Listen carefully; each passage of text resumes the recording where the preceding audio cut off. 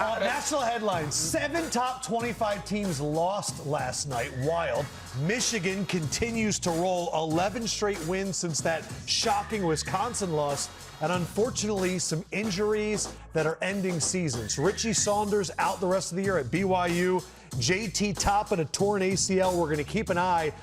Peat with a leg strain late.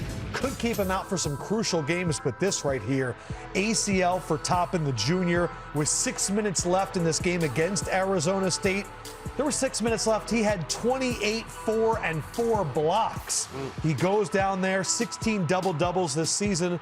This is a Texas Tech team that has beaten Houston, Arizona, and Duke. And now he's going to be out for the year, one of your favorite players in college hoops. Yeah, and there's also a personal connection there as well. He played with my son at the University of New Mexico when he was a freshman. They became good friends, and unfortunate for him. I mean, talented player, great young man. You know, this is the part of college basketball or just sports in general that we don't anticipate when we're talking about teams, you know, being a 1 seed or making a tournament. Injuries are part of the game, and then also in this NIL era, value and different things like that. So unfortunately, I think Texas Tech, they're going to slide quite a bit. You're not going to be able to replace that type of production. I want you to weigh in, Coach, and then you to react. We talked about this before. I was like, what does this mean? Because do they take them for their wins when he was there? Not. I know you made some phone calls. How do you think this plays out with seeding? Yeah, I talked to some people that are on the committee just to get our facts straight. So everything they've done to this point, it still matters, okay? But they are also going to evaluate this Texas Tech team from this point forward. And so these games that they're playing now coming up without JT are going to matter a little bit more. You guys remember back a couple years ago when Florida State had that undefeated football team and lost their starting quarterback and then the backup, and they did not make the Final Four. And so these seedings aren't all done by computer. There's the human touch, and I think the human touch will be in play. It's just devastating loss. That kid affected winning on both sides of the basketball. I agree. Like each of you, I feel bad for the young man. But he's still a young man, and he's one of the uber stat stuffers in collegiate basketball. The kind of numbers he put up is 24, 11, and a couple of blocks that may lead to an opportunity for him to come back stronger, bigger, better than ever after this injury and still more dominant. But I agree with both of you guys. Texas Tech can't make its goals happen without him in the lineup. We always said about Texas Tech, any game they could have the 2 best players on the court. They were one of those wild cards for March. Could it maybe go Elite 8? Who knows what they could have done? And also, you got to keep this into consideration. He's just not a 20-10 guy that could be Big 12 Player of the Year. He's a National Player of the Year. Yeah, he was a preseason All-American. Yeah, so that's a hard hole to fill. And then also the other part that we can't dismiss as well, he's a friend of all these kids and the emotional part for all these other kids on the team.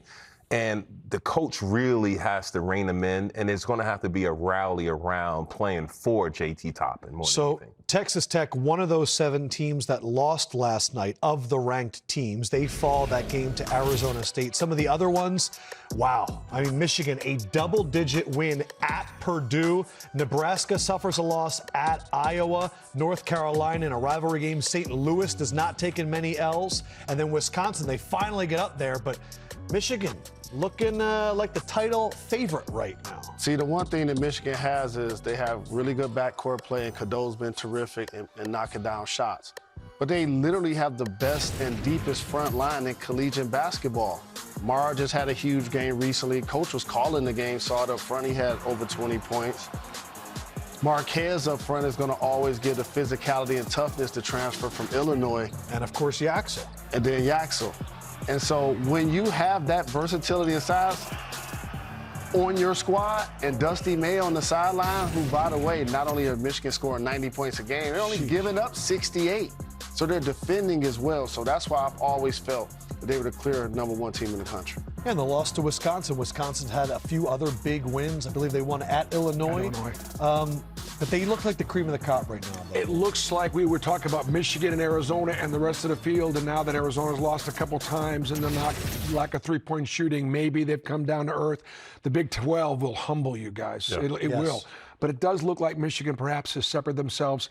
Thing I love about this time of the year, a lot of those wins and losses, the upsets last night, home teams won and teams that were on the bubble. Teams like Ohio State and Iowa, NC State, teams that got shots to get in but really needed quality wins against ranked teams, and they got them. That's what makes college basketball different than professional basketball when you get into the tournament, because we can chat about Michigan being the #1 team and everything like that, but that's also by default because Peat is out. We don't know what his health situation, and also Arizona went down, but at the end of the day. There's a rivalry going on. Arizona, Michigan.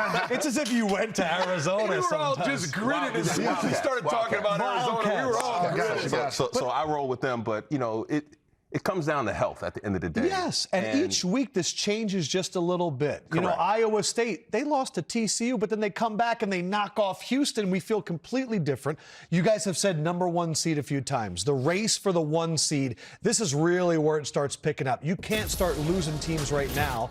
According to our guy, Andy Katz, here are the 5 teams most likely and most eligible to get those 1 seeds. We've been talking about those first 4. Houston is the team that I think has been talked about lately. That game at Iowa State, definitely a tough loss, but Houston has some tough teams. Coach, is it that much of a difference between getting a 1 seed or a 2 seed? In a normal year, I don't think so. But I think this year it's different. Because I think when you get to the top 10, 12 teams in the country, that means who are the 2s and the 3s. I think there's a big difference when you get down the 4s. Right now, the 4 seeds are Texas Tech or Michigan State or Vanderbilt. You bump up a seed, it's Purdue, right? It's Kansas. It's possibly Nebraska.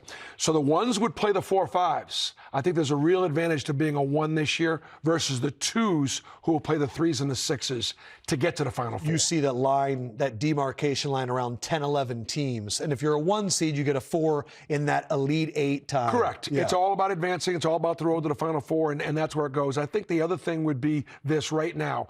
I think UConn's going to get to the Final Four. That's a strong prediction. I think they are.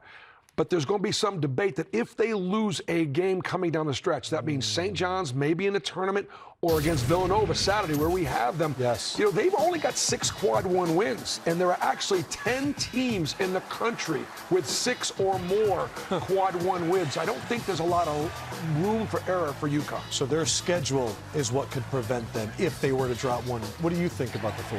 As the race shapes up, I'm looking at depth. And while Arizona does have a lot of players that contribute, they don't always contribute consistently in putting up numbers. So I'm confident in what I'm seeing in the depth of Michigan, the depth of UConn.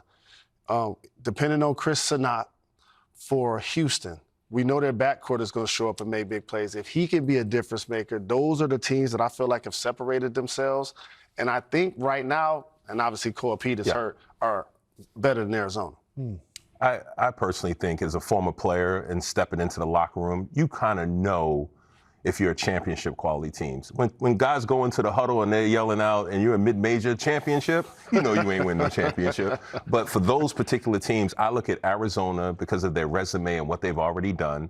Hopefully Peat can come back and be healthy and be productive. I also look at Houston in that backcourt with Kinston Fleming. Yes. I think Kinston Fleming is a phenomenal player.